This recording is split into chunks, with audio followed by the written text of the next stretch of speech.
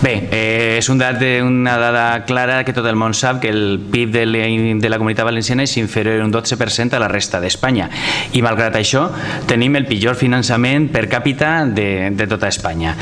En els últims 12 anys, segons com posa en la moció, en l'informe de les Corts Valencianes de 2013, ese dèficit és de vora 12.500 milions d'euros i avui dia d'avui de 15.000 milions d'euros. Això fa que l'economia i la hisenda valenciana estiguen afectades greument per aquest dèficit fiscal. Per tant, estem d'acord en aquest tipus d'argument, però el que no estem d'acord és en l'argumentari que fan vostès. No és culpa de la llei 22-2009. Abans ja existia una llei de finançament que era totalment discriminatòria contra el País Valencià. Diuen vostès en l'últim paràgraf més de 2 dècades, en la qual estan donant un argument en contra del que diuen en l'anterior paràgraf.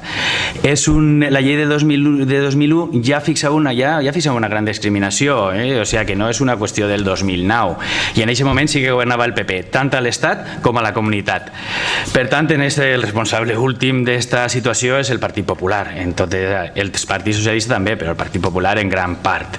I els últims 20 anys ha governat el Partit Popular Espanyol per la comunitat i en els últims d'aquests 20, 12 a l'Estat. Per tant, una gran responsabilitat tenen. Jo crec que estan fent un exercici d'oportunisme, d'intentar que es faci ara el que no han pogut fer mentre governaven. No han pogut o no han volgut fer quan governaven. Però a pesar d'això, malgrat això, nosaltres votarem a favor. Considerem que és molt més important l'objecte de la moció que les formes i les intencions. Ara, jo que demano una cosa al Partit Popular.